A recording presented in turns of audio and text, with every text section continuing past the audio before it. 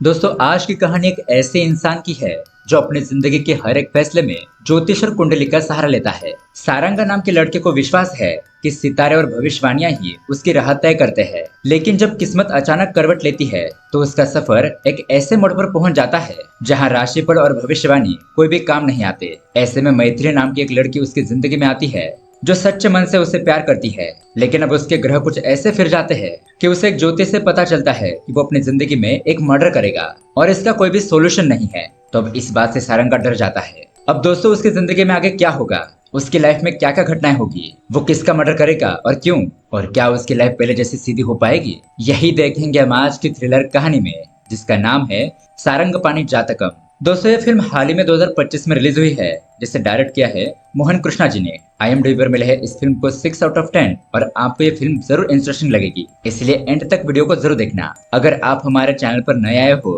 तो वीडियो को लाइक और चैनल को सब्सक्राइब करके हमें सपोर्ट भी जरूर करना। तो चलिए शुरू करते हैं आज की कहानी। दोस्तों कहानी की शुरुआत होती है मूवी के हीरो सारंगा से, जो अपने ऑफिस जाने की तैयारी कर रहा होता है। अब यहाँ पर हमें पता चलता है कि सारंगा एस्ट्रोलॉजी में बहुत ज्यादा विश्वास करता है, भगवान को बहुत मानता है और उसने बहुत सारे अंगूठिया और ताबीज भी पहने हुए थे। फिर नाश्ता करते हुए वो अपना राशि भविष्य देखने लगता है, जिसमें उसके साथ कुछ अच्छा ही होने वाला है ऐसा लिखा हुआ था। लेकिन उसके पिताजी को यह बात पसंद नहीं आती। उनका कहना था कि यह एस्ट्रोलॉजी वगैरह कुछ नहीं होता, इसके बारे में ज्यादा सोचना नहीं चाहिए, तुम जैसे फैसले लेते हो उसी से तुम्हारी जिंदगी तय होती है। तो सारंगा उन्हें समझाता है, बचपन से लेकर आज तक उसकी कहानी बताता है। यानी कि जब वो 10वीं स्कूल में पढ़ता था तब पंडित जी ने कहा था कि सारंगा फर्स्ट रैंक से पास हो जाएगा, और वैसा ही हुआ। फिर किसी दूसरे पंडित जी ने कहा कि वो डिग्री में फर्स्ट रैंक से पास होगा, लेकिन वो तो थर्ड रैंक से पास हुआ।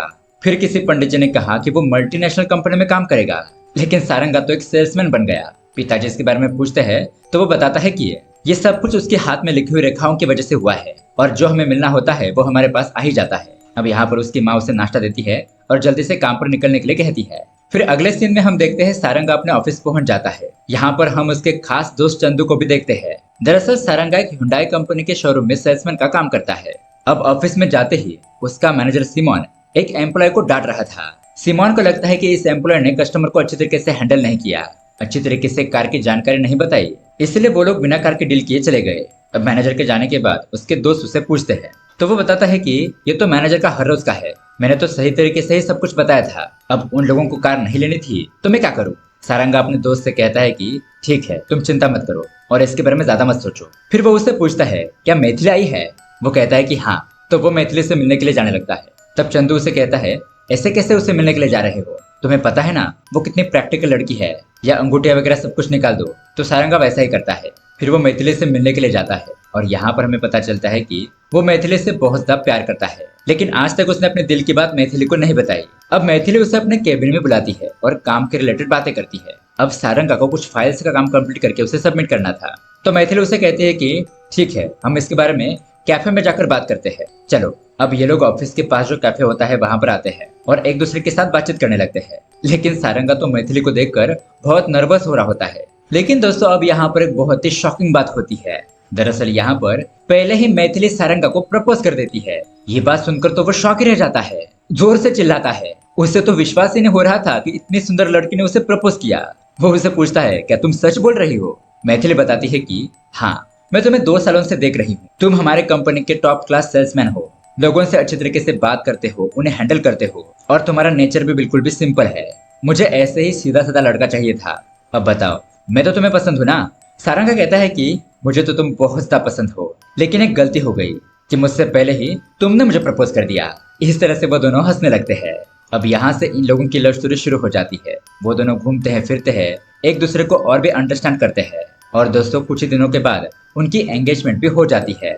अब ऑफिस में हम देखते हैं मैथिली सारंगा से कहती है कंपनी की एक बहुत बड़ी मीटिंग के सिलसिले में मैं मुंबई जा रही हूँ, 2 दिन के बाद लौटूंगी, तब तक तुम अपना ख्याल रखना। ये बात सुनकर सारंगा उसे कहता है कि मैं भी तुम्हारे साथ आता हूँ, लेकिन वो उसे कहती है नहीं नहीं, तुम यहाँ पर अपना काम संभालो। अब इतने में ही वहां पर मैनेजर सिमोन आता है, तो सारंगा ठीक है कहकर वहां से बाहर आता है। फिर यहाँ पर सिमोन मैथिली को अच्छी तरीके से समझाता है कि मीटिंग में क्या बात करनी है। अब यहाँ बाहर आने के बाद चंदू सारंगा से पूछता है कि बताओ बात क्या है, तुम्हारा मुंह क्यों लटका है। सारंगा कहता है कि अरे कुछ नहीं यार, मैथिली 2 दिन के लिए बाहर जा रही है। चंदू उसे कहता है अरे इतनी सी बात, हम लोग मजे करेंगे, आज रात को मैं एक पार्टी में जाने वाला हूँ, तुम भी मेरे साथ चलो। इस तरह से अब ये लोग रात को एक बहुत ही शानदार पार्टी में जाते हैं। अब यहाँ पर सभी लोग बहुत ज्यादा मस्ती कर रहे थे। चंदू भी थोड़ा सा नशा करता है और मजे करने लगता है। तभी सारंगा देखता है कि एक जगह पर बहुत ज्यादा भीड़ लगी है। वो एक आदमी से पूछता है तो वो बताता है कि ये एक बहुत बड़े पामेस्ट्री पंडित है। हाथ देखते ही लोगों का भविष्य बता देते हैं, जो 100% सच हो जाता है। बहुत बड़े बड़े सेलिब्रिटी भी इनसे मिलने के लिए आते हैं। अब ये बात सुनकर सारंगा तो बहुत खुश हो जाता है और अपना हाथ दिखाने के लिए तुरंत ही उस आदमी के पास जाता है। अब इस आदमी का नाम होता है नंदा। तो सारंगा उससे बहुत ज्यादा रिक्वेस्ट करता है और अपना हाथ दिखाता है। नंदा उसे बताता है कि ठीक है ठीक है। तो नंदा उसका हाथ देखकर बताता है कि तुम एक अच्छे इंसान हो। हाल ही में तुम्हारी जिंदगी में बहुत ही सुंदर लड़की आई है। चिंता मत करो, तुम्हारा जीवन खुशियों से भर जाएगा और तुम एक अच्छी खासी लाइफ जियोगे। लेकिन तभी वो हाथ की एक लकीर देखता है और थोड़ा परेशान हो जाता है। यह देखकर सारंगा चिंतित होता है और कहता है कि बताइए पंडित जी, क्या लिखा है? आप इतने चिंतित क्यों हो गए? क्या कुछ परेशानी है? नंदा कहता है कि अरे नहीं नहीं, छोड़ो, अब तुम जाओ, खुश रहो। अब बाकी के लोग भी अपना हाथ दिखाना चाहते थे तो वो लोग शोर मचाने लगते हैं, इसलिए सारंगा को वहां से हटना पड़ता है। लेकिन थोड़ी देर के बाद सारंगा वॉशरूम के पास नंदा को पकड़ लेता है और यहाँ पर वो उसे फिर से रिक्वेस्ट करने लगता है कि प्लीज सर, वो परेशानी क्या है मुझे बता दीजिए। तो बहुत ज्यादा मिन्नतें करने की वजह से नंदा उसे कहता है कि देखो, तुम्हारे हाथ में एक ऐसी रेखा है जो सिर्फ क्रिमिनल के हाथ में होती है। तुम अपनी जिंदगी में एक मर्डर जरूर करोगे, लेकिन कब वो मैं बता नहीं सकता। कुछ दिनों में हो सकता है, कुछ महीनों में, या फिर कुछ सालों में, लेकिन तुम किसी न किसी का मर्डर करोगे जरूर। इस बात से सारंगा बहुत परेशान हो जाता है, क्योंकि वो तो इन सब बातों को बहुत सा मानता था। वो नंदा से कहता है सर प्लीज मुझे इसका सोल्यूशन दीजिए। नंदा कहता है कि ये तो तुम्हारे नसीब में है, मैं कुछ नहीं कर सकता। और मैंने तुम्हें पहले ही कहा था कि तुम परेशान हो जाओगे, लेकिन इसके बावजूद भी तुमने मुझे फोर्स किया, इसलिए मुझे बताना पड़ा। अब मुझे जाने दो। ऐसा कहकर वो चला जाता है। लेकिन इसी टेंशन में सारंगा अपने घर पर आकर सो जाता है। फिर हम देखते हैं कि सारंगा और मैथिली की शादी हो रही है। लेकिन तभी सारंगा चाकू लेकर वहां पर खड़े एक आदमी को स्टैब करके मार देता है। ये देखकर सभी लोग शॉक रह जाते हैं। लेकिन दोस्तों अगले ही पल सारंगा अपनी नींद से जाग जाता है। दरअसल उसने एक सपना देखा था। अब वो बहुत ज्यादा परेशान हो गया था। उसके माता पिता भी उसकी चिल्लाने की आवाज सुनकर वहां पर पहुंच जाते हैं और उसे संभालते हैं। सारंगा कहता है कि मैंने बहुत बुरा सपना देखा, अब मैं ठीक हूँ। फिर उसके अगले सीन में हम देखते हैं सारंगा की फैमिली मैथिली के घर पर खाना खाने के लिए आते हैं और अब यहाँ पर उनकी शादी की डेट फिक्स करने की बात चलने लगती है। तो सारंगा टेंशन में आ जाता है। वो अपने ससुर से कहता है कि शादी करने में इतनी जल्दी क्यों है? वो बात यह है कि मुझे थोड़ा प्रिपेयर होने के लिए टाइम दीजिए, कम से कम मुझे 1 महीने का तो वक्त चाहिए। मैथिली उससे पूछती है कि ये तुम कैसी बातें कर रहे हो, इसके बारे में तुमने मुझे तो कुछ नहीं बताया था। सारंगा कहता है कि नहीं नहीं बेबी, ऐसी कोई बात नहीं है, मुझे आज ही ऐसा फील हुआ कि हमें जल्दबाजी नहीं करनी चाहिए। तो उसके ससुर से पूछते हैं कि क्या तुम्हें कोई मेडिकल प्रॉब्लम है? ऐसा है तो बताओ, हम डॉक्टर को दिखाएंगे। सारंगा कहता है कि नहीं नहीं, ऐसी कोई बात नहीं है, मैं बिल्कुल भी फिट हूँ। रोज सुबह जल्दी उठता हूँ, एक्सरसाइज करता हूँ, अच्छा खाना खाता हूँ। चाहो तो आप मेरी माँ से पूछ सकते हो, मैं बिल्कुल भी फिट हूँ। देखिए, मैं मैथिली से बहुत ज्यादा प्यार करता हूँ, बस मुझे थोड़ा मेंटली प्रिपेयर होने के लिए टाइम चाहिए। तो ये लोग इस बात पर सोचते हैं और तय करते हैं कि ठीक है, हम 1 महीने बाद शादी करेंगे। अब उसके बाद सारंगा अपने दोस्त चंदू के घर पर आता है और वो उसे सारी बात बताता है। चंदू उसे कहता है ऐसा कुछ नहीं होता, मैथिली एक अच्छी लड़की है, तुम जल्दी से उससे शादी कर लो, वरना अगर कुछ गड़बड़ हो गई तो वो लड़की भी तुम्हारे हाथ से निकल जाएगी। सारंगा कहता है कि मैं मैथिली से बहुत ज्यादा प्यार करता हूँ, अगर शादी के बाद मैंने किसी का मर्डर कर दिया तो मैं तो जेल चला जाऊंगा। तो मेरे बिना मैथिली का क्या होगा? मैं उसे ऐसे हालत में छोड़कर नहीं जा सकता। अब इन सब से बचने के लिए शादी से पहले ही मुझे किसी का मर्डर करना होगा और फिर मैं मैथिली से शादी करूंगा। तो ये बात सुनकर चंदू तो शॉक रह जाता है। उस पर गुस्सा होकर डांटने लगता है, क्या तुम पागल हो गए हो? मर्डर? किसी का मर्डर करके तुम जेल जाना चाहते हो? अगर तुम पकड़े गए तो सोचो क्या होगा। सारंगा कहता है मुझे कुछ नहीं पता, तुम्हें मुझे इस काम में मदद करनी होगी। हम ऐसा टारगेट ढूंढेंगे जो लोगों को बहुत ज्यादा तकलीफ देता है, या फिर कोई बुजुर्ग व्यक्ति जिसके गुजर जाने से किसी को कुछ फर्क नहीं पड़ेगा, या फिर कोई ऐसा गुंडा मवाले आदमी जो मर जाए तो समाज की भलाई होगी। अब चंदू पहले तो नहीं मानता, तो सारंगा उसे अपने दोस्ती का वास्ता देता है। कहता है कि बचपन में मैंने तुम्हें 10वीं में पास करवाया, तुम्हें जॉब नहीं मिल रही थी तो मेरे रेफरेंस से अपने ऑफिस में जॉब दिलवा दी। याद करो मैंने तुम्हारी कितनी मदद की है और तुम मेरे एक काम में मेरी मदद नहीं कर सकते। इस तरह से इमोशनल ड्रामा करके वो चंदू को मना लेता है। चंदू उसे कहता है कि ठीक है, मैं तुम्हें इस काम में मदद करूंगा। इस तरह से अब ये लोग अलग अलग टारगेट ढूंढने लगते हैं, प्लान बनाते हैं कि मर्डर करने के बाद पुलिस से कैसे बचा जाता है। ये लोग ऐसे ही टहलते हुए देखते हैं एक आदमी अपने घर पर फांसी लगा रहा था, तो ये लोग उसके पास जाते हैं और पैरों के नीचे का टेबल खिसकाकर भाग जाते हैं। लेकिन पंखा टूटने की वजह से वो आदमी बच जाता है। फिर ये लोग हॉस्पिटल जाते हैं, जहाँ पर एक बुजुर्ग आदमी लेटा होता है। तो ये लोग उसका ऑक्सीजन मास्क निकालते हैं ताकि वो मर जाए, लेकिन लकीली तो उस बुजुर्ग आदमी की बीमारी ठीक हो जाती है और वो तो बिल्कुल भी अच्छा हो जाता है। इस तरह से ये लोग जिसे भी मारने की कोशिश करते वो जिंदा ही बच जाता। फिर ये लोग बहुत सारी किताबें पढ़ते हैं, इंफॉर्मेशन इकट्ठा करते हैं कि मर्डर करने के बाद कैसे बचा जाता है। अब एक दिन सारंगा अपने घर पर माँ की बात सुन लेता है। उसकी माँ अपने फोन पर किसी रिश्तेदार से बुआ के बारे में बात कर रही होती है और वो अपने बुआ को बहुत गाली दे रही थी। दरअसल उसकी दूर की बुआ बहुत ज्यादा खड़ूस होती है, जो अपने बहुओं को बहुत ज्यादा टॉर्चर करती है, जिसकी वजह से सब लोग घर छोड़कर चले गए। उस बुढ़िया को डायबिटीज भी है, लेकिन इंसुलिन का इंजेक्शन लेकर वो अभी भी ठीक है, मरने का नाम नहीं ले रही है। लगता है वो इतनी जल्दी नहीं मरने वाली। तो ये बात सुनकर सारंगा बहुत खुश हो जाता है। फिर वो अपने माँ से बुआ की सारी इन्फॉर्मेशन लेकर चंदू के साथ बुआ के गांव पहुंच जाता है। अब यहाँ पर उन्हें पहले उनका बड़ा बेटा मिलता है। उससे थोड़ी बहुत बातचीत करने के बाद वो दोनों घर के अंदर दादी से मिलने के लिए जाते हैं। अब दादी बेड पर सो रही होती है और इन दोनों को देखकर पूछती है कि तुम लोग कौन हो। तो सारंगा यहाँ पर अपनी पहचान बताता है कि मैं पिनाकी का बेटा हूँ, वैसे आप कैसे हो। तो इतने सालों बाद मिलने के लिए आने की वजह से उन्हें देखकर दादी बहुत ज्यादा खुश हो जाती है और कहती है कि मैं तो बिल्कुल भी ठीक हूँ, मुझे क्या होना है। इस तरह से ये लोग बातचीत करने लगते हैं। तो सबसे पहले सारंगा पूछता है कि आपकी डायबिटीज की प्रॉब्लम अब कैसी है।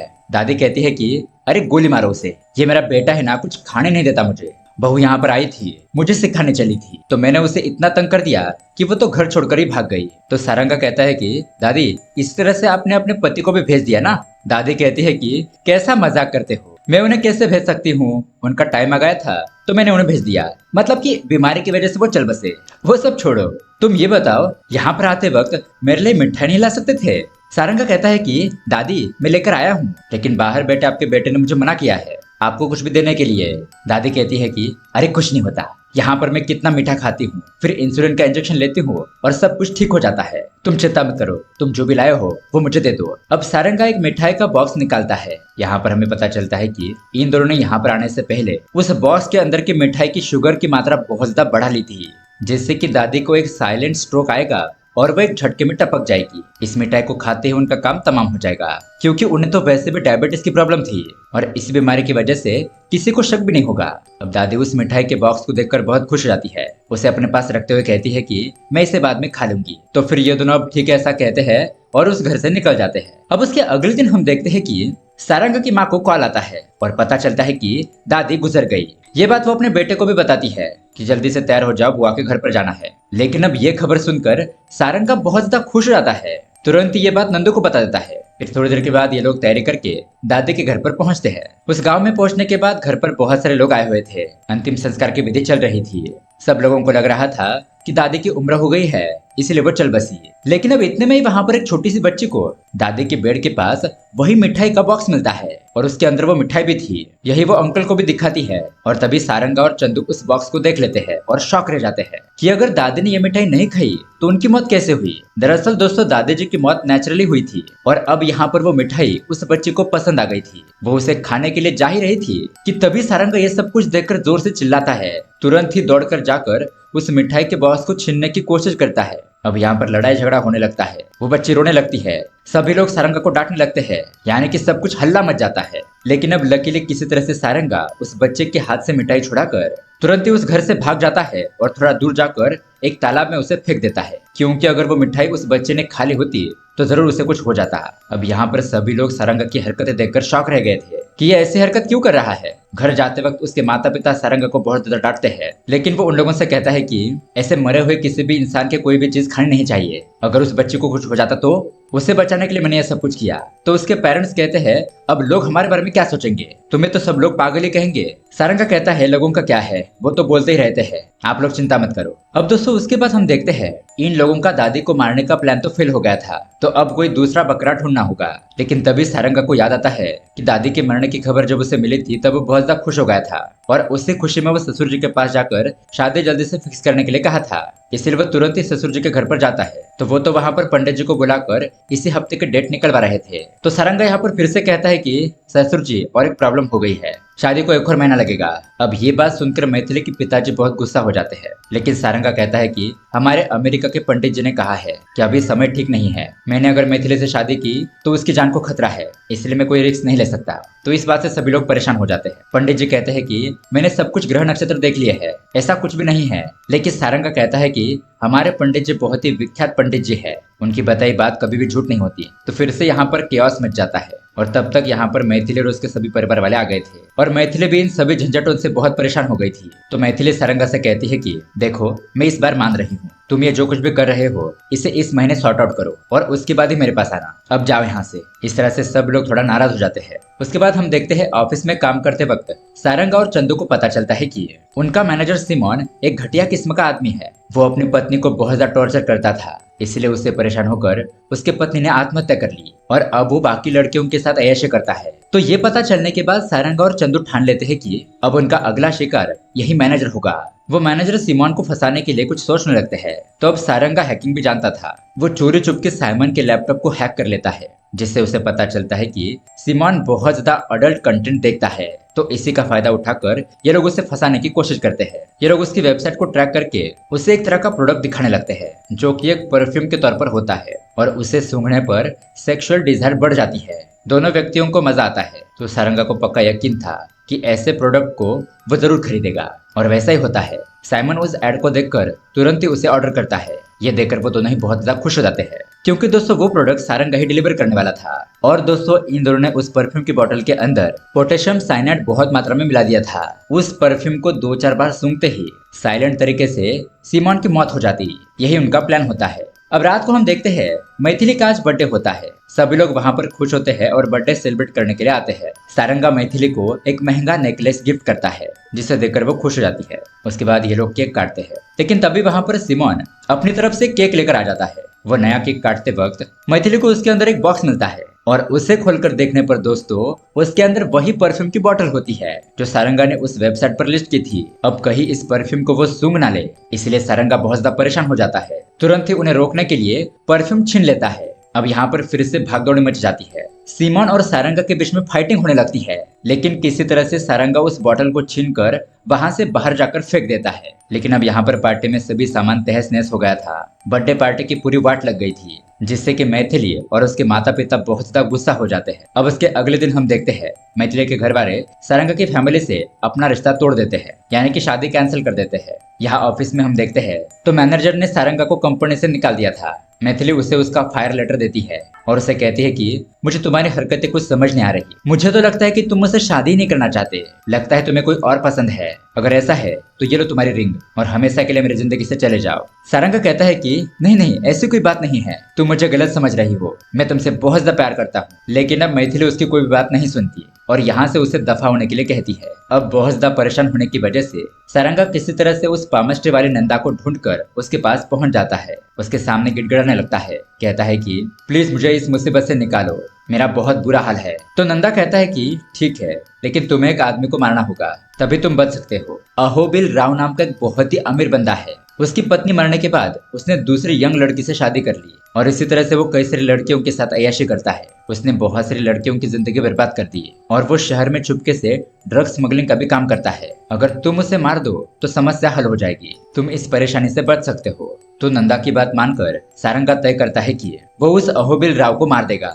नंदा उसे बताता है कि अहोबिल राव 60 साल का होने की वजह से शहर के सबसे बड़े होटल में वो पार्टी दे रहा है, वहां पर उसे मारने का मौका मिल सकता है। इसलिए अब सारंगा चंदू के साथ बिना किसी को कुछ बताए अपना मोबाइल वगैरह बंद करके उस महंगे होटल के पास वाले एरिया में जाते हैं, क्योंकि वहां पर उनका एक दोस्त राकेश रहता है। अब उससे मिलने के बाद राकेश बहुत ज्यादा खुश हो जाता है। फिर सारंगा और चंदू सोच रहे थे कि उस होटल में एंट्री कैसे करेंगे, क्योंकि वहां पर तो लिमिटेड लोगों की एंट्री होगी। राकेश बताता है कि अरे मैं तो उसी होटल में वेटर का काम करता हूँ। तो ये बात सुनकर ये लोग बहुत खुश हो जाते हैं। फिर उसे झूठ कहते हैं कि हम यहाँ पर एक बिजनेस के सिलसिले में आए हैं और अहोबली राव का बर्थडे उस होटल में मनाया जाएगा, तो हम वहाँ पर उससे मिलकर फाइनेंस के लिए फंडिंग लेंगे। हमारी कंपनी अच्छे तरीके से चलेगी तो हम तुम्हें उसमें बहुत बड़ी जॉब भी देंगे, बस तुम हमारा काम कर दो, हमें उस होटल में एंट्री दिलवा दो। राकेश कहता है कि अरे कोई नहीं, ये तो मेरे बाएं हाथ का खेल है, तुम लोग चिंता मत करो। फिर अगले दिन वाली रात को हम देखते हैं बर्थडे वाली रात होती है और सभी लोग होटल में पहुंच जाते हैं। ये लोग भी सूट बूट पहनकर पार्टी में आ गए थे और उन्हें कोई नहीं रोकता, क्योंकि राकेश ने पहले ही सब लोगों को बता दिया था कि ये मेरे दोस्त है और इस पार्टी में आने वाले हैं। अब थोड़ी देर में पार्टी शुरू होती है। अहोबली राव का बर्थडे सेलिब्रेट किया जाता है। फिर सब लोग एंजॉय करने लगते हैं। अब दोस्तों उस पार्टी में पामेस्ट्री बताने वाला नंदा भी मौजूद था और इस पार्टी में मैथिली को भी बुलाया गया था उसका सम्मान करने के लिए। किसी बिजनेस इवेंट में उसने बहुत बढ़िया काम किया था और वो यहाँ पर अपने पेरेंट्स के साथ आई थी। सारंगा उन्हें देखकर शॉक रह जाता है कि मैथिली यहाँ पर क्या कर रही है। तो दरअसल दोस्तों यहाँ पर मैथिली के पिताजी उसे प्रकाश नाम के एक लड़के से मिलवाने के लिए लेकर आए थे, लेकिन इस बारे में मैथिली को कुछ पता नहीं था। मैथिली प्रकाश से कहती है कि फिलहाल मैं शादी नहीं करना चाहती, हम बाद में देखेंगे। और वही दूर से ये सब कुछ सारंगा देख रहा था। उसे बहुत ज्यादा गुस्सा आ रहा था। तभी वो अपने दोस्त राकेश को बुलाता है और एक ड्रिंक में बेहोशी की दवाई मिलाकर उस लड़के को देने के लिए कहता है। राकेश वही करता है और वो ड्रिंक पीने के बाद प्रकाश को चक्कर आने लगते हैं। तो वो मैथिली से मदद मांगता है कि मुझे रूम तक छोड़ दो। मैथिली कहती है कि तुम किसी वेटर को बुलाओ और उसके साथ चले जाओ, लेकिन प्रकाश कहता है कि नहीं यार, मैं यहाँ पर किसी को नहीं जानता, प्लीज मेरी मदद करो। तो मैथिली उसे छोड़ने के लिए जाती है। सारंगा भी उसके पीछे पीछे जाता है। तो अब यहाँ पर प्रकाश मैथिली के साथ जबरदस्ती करने की कोशिश करता है। अब ये सब कुछ देखकर सारंगा मैथिली की मदद करता है। वो प्रकाश को एक कमरे में ले जाता है और उसे बहुत ज्यादा मारता पीटता है और वो कमरा ही बंद कर देता है। तो वही दूसरी तरफ हम देखते हैं सारंगा के माता पिता ने अपने बेटे के लिए एक दूसरी लड़की ढूंढ ली थी। वो उस लड़के और उसके पिताजी को लेकर किसी तरह से सारंगा का पता करते हैं और इस होटल में पहुंच जाते हैं। अब यहाँ पार्टी में अहोबिल राव शराब पी रहा होता है। सारंगा वहां पर अपनी शूलेस बांधने की एक्टिंग करता है और नीचे बैठकर चुपके से अहोबिल राव के पांव उठाकर उसे ढकेलने की कोशिश करता है, लेकिन तभी अहोबिल राव वहां से हट जाता है और सारंगा खुद ही गिरने वाला था, लेकिन चंदू उसे बचा लेता है। लेकिन अब इतने में यह सब कुछ उनका दोस्त राकेश देख लेता है। उसे पता चलता है कि ये दोनों यहाँ पर अहोबिल राव को मारने के लिए आए हैं। अगर ऐसा हुआ तो उसकी नौकरी चली जाएगी, इसलिए वो अपने दोस्तों पर गुस्सा करने लगता है और उन्हें ऐसा करने से मना करता है। वो बहुत ज्यादा हल्ला मचा रहा था, इसलिए ये दोनों उसे पकड़कर रूम के अंदर ले जाने लगते हैं। लेकिन तभी यहाँ पर धक्का मुक्की की वजह से ये दूसरे ही रूम में चले जाते हैं। और दोस्तों उस रूम के अंदर वो पामेस्ट्री वाला नंदा और अहोबिल राव की पत्नी सुंदराबाई होती है। अब ये बात सारंगा को अजीब लगती है और उसे शक होता है। वो पूछता है कि तुम दोनों यहाँ पर क्या कर रहे हो, और तभी यहाँ पर सारंगा को सारा खेल समझ में आ जाता है। तो दोस्तों यहाँ पर आता है बहुत बड़ा ट्विस्ट। दरअसल दोस्तों अहोबिल राव कोई बुरा आदमी नहीं था, बस नंदा और सुंदराबाई ये दोनों एक दूसरे से प्यार करते थे और इन्होंने ही अहोबिल राव को मारकर उसकी प्रॉपर्टी हथियाने के लिए ये सब कुछ प्लान किया था। लेकिन उन्हें एक बकरा चाहिए था, इसलिए इन लोगों ने सारंगा को फंसाया, क्योंकि उन लोगों ने अहोबिल को मारा तो वो लोग फंसेंगे। इसलिए नंदा ने सारंगा से कहा कि वो बहुत बड़ा पामेस्ट्री जानता है और उसने झूठ कहा कि तुम जिंदगी में एक बार किसी का मर्डर जरूर करोगे। तो ये सब कुछ जानने के बाद सारंगा कहता है कि तुम तो बहुत ही घटिया आदमी निकले, अब मैं ये काम कभी नहीं करूंगा। लेकिन नंदा कहता है कि तुम्हारे गर्लफ्रेंड की जान अब खतरे में है, हमारे आदमी उसके आसपास ही है। अगर तुमने अहोबिल राव को नहीं मारा तो हम उसे जहरीला इंजेक्शन देकर मार देंगे। तो ना चाहते हुए भी सारंगा को उनकी बात माननी पड़ती है। अब सारंगा पार्टी में जाता है। वो अहोबिल राव को धकेल कर मारने के लिए जा ही रहा था कि तभी वहां पर प्रकाश आता है और उसके साथ लड़ने लगता है। अब यहाँ पर सारंगा अपना सारा गुस्सा उसके ऊपर उतारता है, उसे मारपीट कर बेहोश कर देता है। फिर वो अपनी गर्लफ्रेंड को बचाने के लिए जाता है और उन गुंडों के हाथ से वो इंजेक्शन लेकर उसे तोड़ देता है। फिर वो नंदा को ही पकड़कर उसे धकेलने के लिए जाता है, लेकिन नंदा जाते वक्त अहोबिल राव को पकड़ लेता है। इस तरह से अब ये तीनों ही गिरने की वजह से उस टेरेस पर लटक जाते हैं। नंदा सबसे नीचे होता है। अब गिरने की वजह से वो बहुत ज्यादा डर जाता है और खुद को बचाने के लिए कहता है, अपना सारा जुर्म कबूल करता है कि मैं ही अहोबिल राव को मारना चाहता था और उसकी पत्नी सुंदराबाई से मेरा अफेयर चल रहा था। प्लीज अब मुझे कुछ नहीं चाहिए, बस मुझे बचा लो। लेकिन अब अहोबिल राव को बहुत गुस्सा आ जाता है और उसने अपने शूज बहुत ही ढीले पहने थे, वो उसके पैर से निकल जाते हैं और नंदा के नीचे गिरकर मौत हो जाती है। फिर वहां पर मौजूद सभी लोग सारंगा और अहोबिल राव को ऊपर खींचकर बचा लेते हैं। फिर सारंगा अपनी गर्लफ्रेंड मैथिली को सब कुछ सच बताता है कि वह सब कुछ क्यों कर रहा था, और सच पता चलने पर मैथिली को सारंगा के ऊपर और प्यार आ जाता है और सभी फैमिली वाले उन दोनों की शादी के लिए भी मान जाते हैं। इस तरह से दोस्तों ये कहानी यहीं पर एंड हो जाती है। तो दोस्तों ये कहानी आपको कैसी लगी हमें कमेंट करके जरूर बताइएगा। साथ ही ऐसे ही अमेजिंग मूवी देखने के लिए हमारे चैनल को सब्सक्राइब जरूर कीजिए। मिलते हैं अगली वीडियो में। Thanks for watching.